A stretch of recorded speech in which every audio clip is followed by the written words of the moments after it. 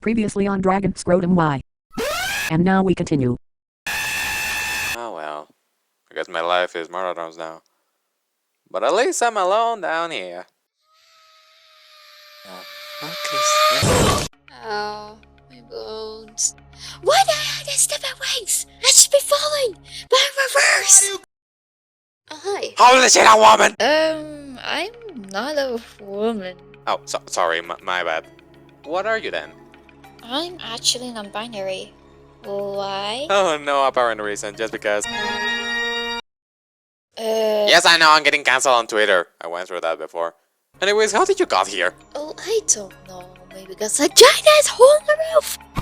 Oh, shit. Non-alien lied to me. I'm also getting evicted from here. I can't go back to the streets. It smells like ligma. Balls! Wait, did you say N? From the hit indie series Monodramas produced by Glitch Productions, and Wayne Vickers, who's also creator of the animated product side that wasn't totally forgotten by the whole goddamn world. No, I was talking about Narukami from Persona 4. And that's how I ended up on that also, watching Funny Drone Show. Okay, but why did the dolphin eat a hydrogen bomb sandwich? The lettuce told him to. Now if you excuse me, I have a series to finish. Oh, the Midterms thing. Do you want some help with it? Just because I'm tired of writing this build-up lore, let's jam. Writing lore? What the hell are you talking about? What the hell's that song?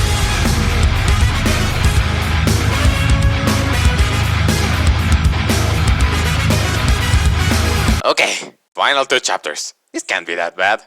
We begin in a cathedral.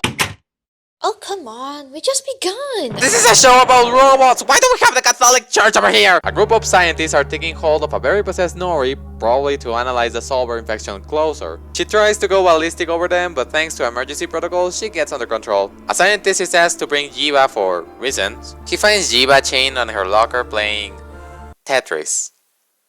Well, that's ironic. They get into the church, and oh look, everything is magically under control out of nowhere. Definitely not a facade or something like that. This is not fine! The scientist dies, and we go back to the present where we meet You Have to Be Shitting Me. This is Nori, or at least what remains of her. Another pissing meat crab. Now, looking back at these, they seem to be the soul of the drones. Jay had one who got out when Yuzi killed her, so I think the murder drones have those too. And now seeing this meat crab of Nori makes me believe that the Solver users also have that. But in that case, where is GPIA? Did she even have a meat crab? How is Nori alive and Jiva is giving the same amount of vital signs as if both of them had the Solver thingamajig? Whatever is the case, that doesn't matter because same day delivery is quicker than I thought, and immediately runs to the pile of rocks trying to break through and help V, but stops after seeing Uzi with a yellow Solver and a bleeding eye that keeps doubting if it actually wants to bleed during the next 4 scenes. Anatomy is weird. Shit happens and conventionally another explosion sends some rocks on the way, leaving everyone on their own paths. On the outside, Lizzie and Tad are looking for something, but they get shocked thanks to one of the trumpets of the boiled one. After that, they see one of the landers getting into Corpse Mountain. Oh yeah, the Corpse Mountain! Remember when the monotones were a threat? Remember when these trash cans weren't related to fucking Beelzebub? Peter, I'm not talking about that Beelzebub. Show the real one. I said the real one. I am about to kick you out of your own house. Back to N. He's strapping some stones, makes a Saw reference, and out of the shadows he sees V. The V that lived in the manor so many years ago. The V that he fell in love with. What is she doing here now? I forgot to tell you this last night, but I have herpes. Meanwhile, Lucy keeps moving and find out about the whole church thing laying somewhere down there. She gets some light and seeks for the entrance. Meanwhile, the fake V gets closer to N, snapping out his arm on the process. At one point, Shin hugs his brother after so long, sending him into another memory where more of the ugly truth is unfolded. He and his friends and Jay were just tools to get rid of humanity and let this eldritch entity devour the planet's core. They were pawns on her massive chess game. How the fuck did Yuzi miss these memories when she was hacking into them 2 episodes ago? Even after this little flashback, we see a message that calls her the admin of his database. Is that a sexual innuendo for them? Back to Uzi, she finds the cathedral because of course she was going to. Inspects inside it and finds a meat crater, all of Nori's stuff, and the tape she was watching at the beginning. Uzi rewinds it and sees everything we saw at the very beginning. Meanwhile, ends fighting for his life against Shin. He almost dies, but Nori saves him at the last moment. And full Ratatouille style, they both barely escape. During the chase, End mentions Uzi, which triggers Nori a little bit.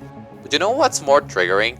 The fact that it took you this long to realize that during this whole scene, End had both arms. When did he manage to grow a new arm when he was clearly more busy with, you know, not dying? Why were you such a pussy for cutting your own arm if your limbs are like the tail of a lizard? Back to the surface, Ted and Lizzie get into the mountain, where they realize that Jay destroyed the original lander that worked like a base for the murder drones, like she was wiping evidence or something. Why? There's no police that's going to arrest you for plotting against humanity. Ken also appears here, searching for pieces to fix Uzi's railgun because, according to his wife's closet, it's the end times! Now back to Tessa this time. She is scavenging the remains of the cabin fever database, but of course she has to make the cap chat. Doing this definitely not sus plane where we can only see her hand and nothing else. I am sure this means nothing. Tessa ends up deleting everything, but out of nowhere, Doll appears, demanding the cure. That was apparently their deal, because her infection is progressively getting worse. The fire of the exploded lockers expires, and Tessa leaves Doll in the darkness where more scary scenes happen. Doll is in complete distress, but I'm sure she'll be fine. She already proved that it'll take a goddamn miracle to take her down, so... In fact, what will be the worst case scenario? Some random monster jumping right to her face? Yeah, right, like if something like that would ever happen. Hey creator, how do I sound more surprised? Ah! Or ah! After that we go back to the past, just when the scientist gets murdered. Whoops! Turn out he's not dead and Jiva saved him with the... Solver. She already got patch and she still has the solver.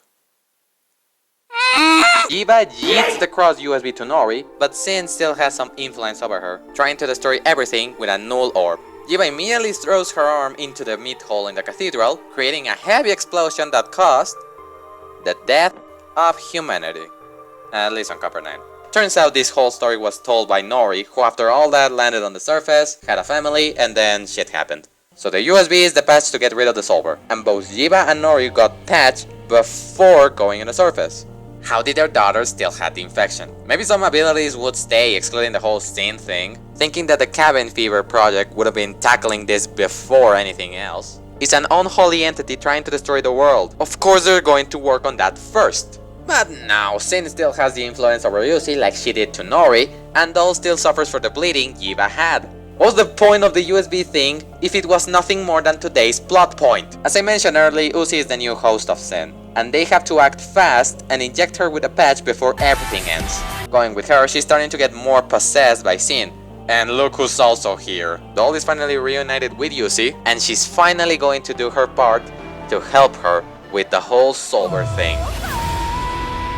Puta madre. It's my time to go now. It has been an absolute honor to be a part of this show. Wait, how did you die? I'll never forget the amount of love the fans gave me, and all the drawings and fanfics of the community.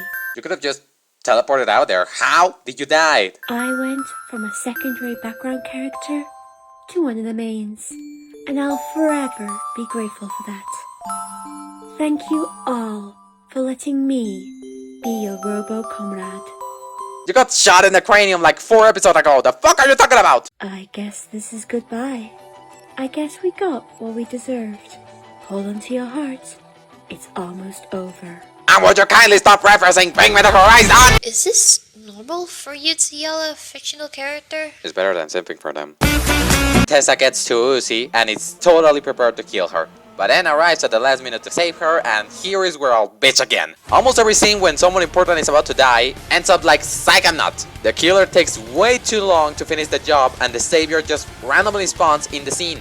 I guess this is used to build tension on the viewers. But this happens almost every single episode. And it's even more weird and predictable because the few times a character does quote unquote die, it's quick and almost out of nowhere. Just like, I don't know, 10 seconds later. This is not tense. It's annoying. Anyways, after killing Tessa, N explains to Uzi how is he going to help her with the USB and how this nightmare will be over. How could this happen to me? Conventionally enough, Shin possesses her and is about to kill N, but Nori appears, and that's another example of what I said earlier. And now, with the power of a pickaxe. Placing block. Enemy chaser!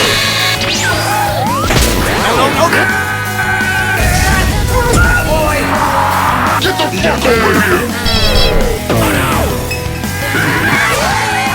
Think fast, Chocolate.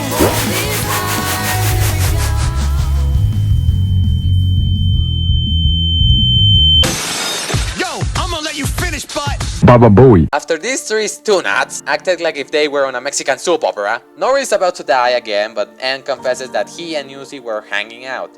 And these scenes happen, which, on the Glitch Latino dub, is the bloody masterpiece. ¿Qué? Uzi, dorman. Esas cosas mataron a tu puta madre! Uzi snaps out of the control of Shin and yeets her mom to the meat hole. Uzi and N are reunited again, but meanwhile, Tessa is still alive. Or was she ever alive? Oh look, Boar! Oh yes, get snuck upon. This is our new Shin, or as some people call her, Shinessa. After the whole event on the manor, Shin took her mantra as a disguise to destroy the rest of the things related to the cabin fever project. They were all locked behind human verification after all. Shin goes to the core of the planet and begins the end times. Meanwhile in the surface, Jay is preparing the lander to leave this planet and go to the next, repeating the process. She gets hit by a bus and loses the keys. Back on the church, Uzi and N are about to die swallowed by the meat hole, but the keys conventionally fall right when they were about to die. Just what the plot needed. Uzi takes this opportunity to save N, sacrificing herself on the process, falling until everything turns black.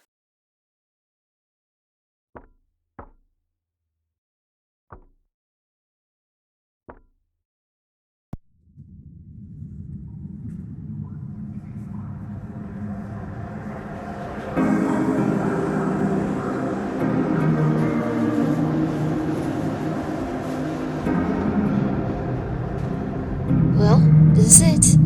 The final episode. You went through a long ride, Generic. I know. Boy, I can't wait to see how this whole thing ends. And I guess that for this one, I'll just go with the flow, just like Ken told me to. This is the finale, so they had to make it the best they could ever master. Something that will make me look at this series more fondly, not because of the funny hahas I made about all these episodes, but as a good show, as everybody says it is. Wait, what's that sound? Wait, what?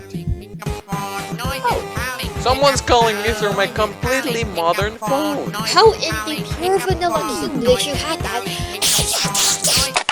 Aloha. Skeleton Man!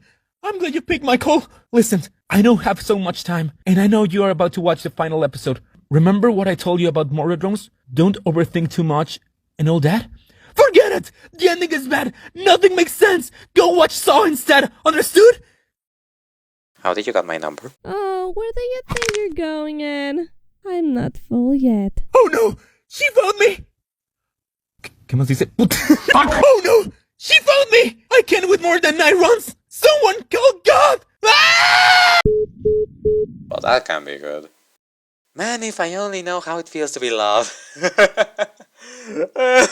I'm sorry, but this ending, in my eyes at least, is a little bit underwhelming. I don't mean that it's bad, it's just blank. How can I describe the supposedly epic conclusion of this beloved series that was even delayed from spring to summer because they wanted to deliver the best they could for their fans, and definitely not because they wanted to put extra effort on another series that brings more views to them? That, funny enough, was the next thing they updated after a whole censor that definitely did not came from a mistreatment of certain voice actors for set of forgotten character that was the foundation to create Glitch in the first place. It's just a fight scene.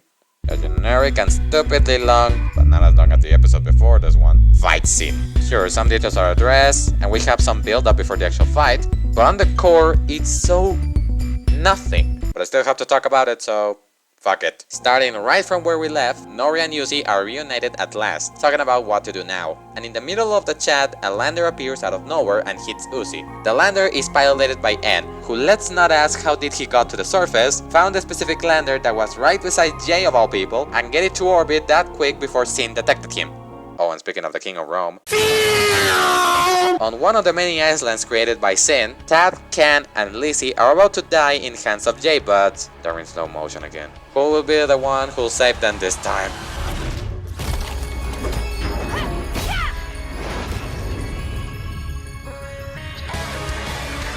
Oh wow, it's actually nice to see you, V.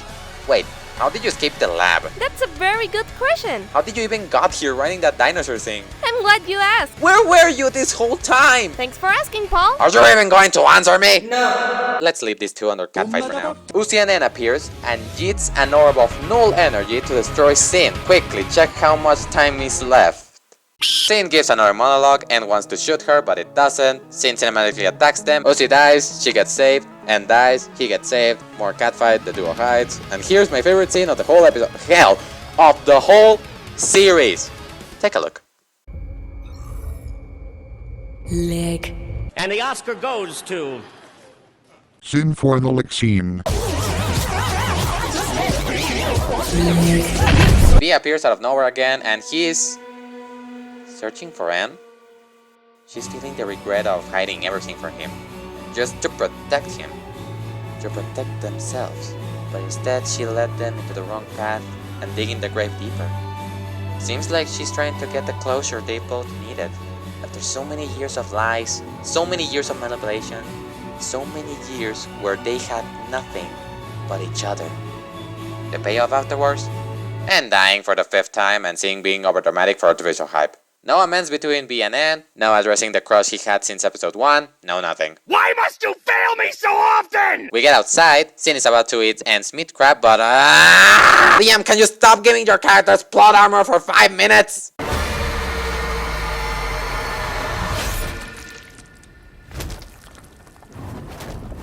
Hands off! No one traumatizes these weirdly hot robots but me! How long was that? Also, how are you still alive? You were supposed to be dead since forever, but now you're still fucking around doing... In fact, what have you done other than being an annoyance? Well, I bullied Anne on episode 1. I was the right hand of Shin all along. I bullied Anne again on episode 5. I talk about the branded spans. Oh, and I also fight with V. So yeah, I got all the spotlight that I deserve. You're not helping yourself. Pizza Tower sucks. Fine! We're finally at the climax of the episode. The final fight against this false god. The battle for everyone's soul. For the course of the universe. For the fallen and for the haunted. Final boss fight time.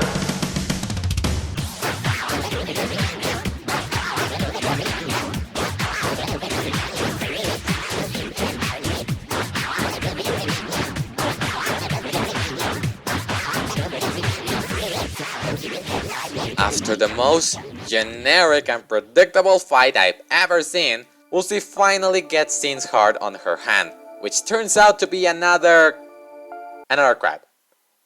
The series has an obsession with crabs. That or I'm just hungry. A vortex appears and turns everything into a Zack Snyder movie, trapping Uzi and Shin, who's still fighting for her nucleus. How are you still moving? The other drones who had the meat crab that got out of its metal carcasses, got stabbed, trapped, or... that. Yeah, those are instantly dead. But the final monster who have the same kind of meat crab as everyone else... Don't worry, my dear, you still have some minutes of grace before you perish. Uzi swallows the nucleus and Shin starts to melt. But this makes Uzi very unstable. Uzi is dead. And Shin from her inside used her core to revive herself. Now with nothing to stop her, she wins. Everyone died, and their remains are lost in the crimson ruins of what used to be a home. Uzi, N, V, Tad, Lizzie, Ken, Nori, Doll, they all failed, and they will never be remembered. For the living and the deceased, happy endings aren't always the true ones.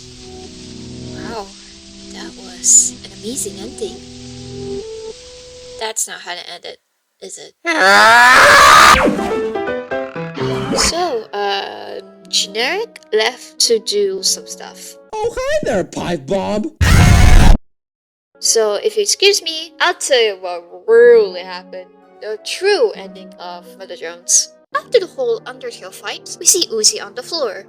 How the hell she's not dead? Already forgot main character power. Yay. She wakes up to see the ruins of her planet.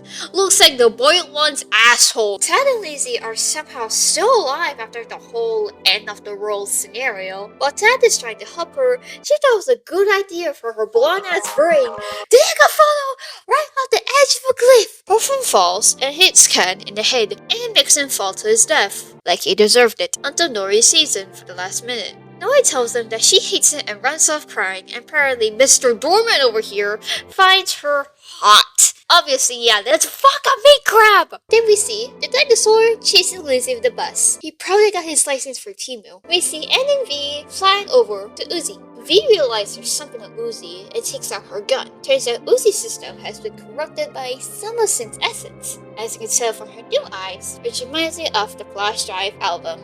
We return to class, just like episode 1, with Ooooh saying that it's better for them to stay behind the doors. After locking her father out, like the girl boss she is, everyone celebrates for their victory, with Doll cussing the toys. Is that right? Oh wait, you're dead. And then Lizzie cheering each other like the cute little couple they are, while V is tired of their bullshit.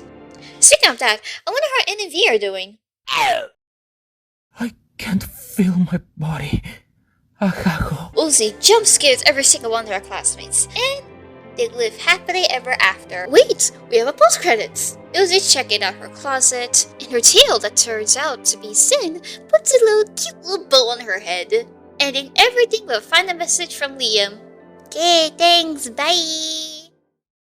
Well, that wasn't so bad.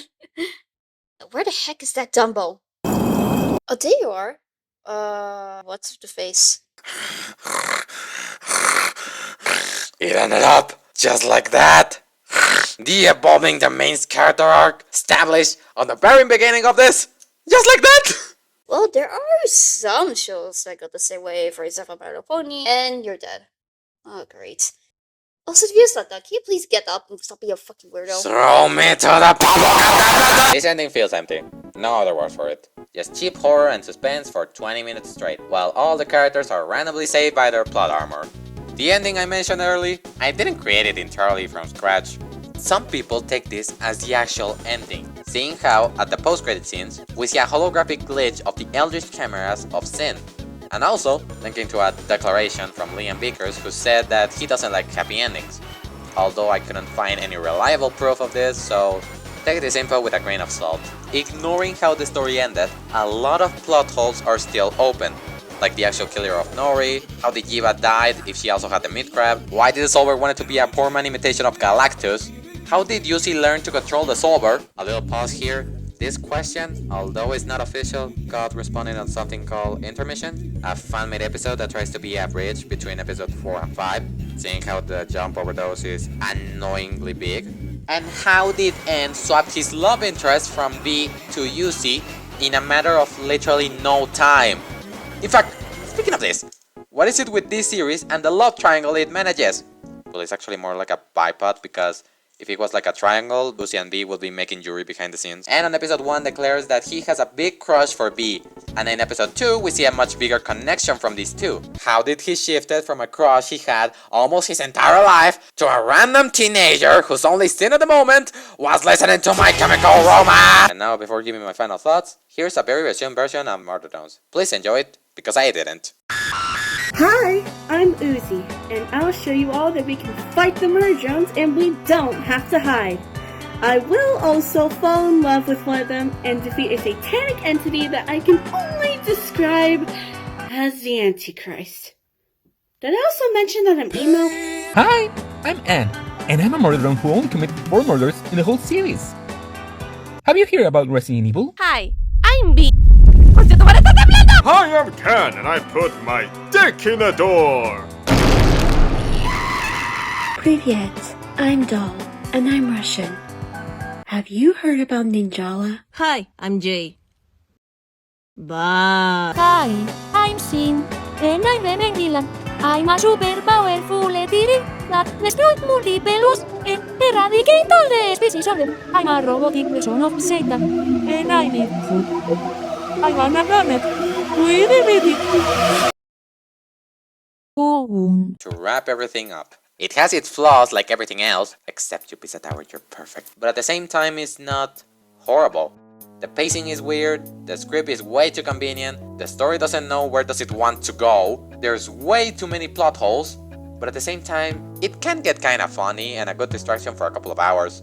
I am at the same time glad that this project became as big as it did, considering the other attempts of Liam of making a successful series, and the wormhole of ideas that his brain is, but at the same time I'm sad that his big shot was a pretty mess, and that we may never see his full potential soon enough, like a spin-off, a prequel, or a sequel. And if you ask me, I think they'll never be.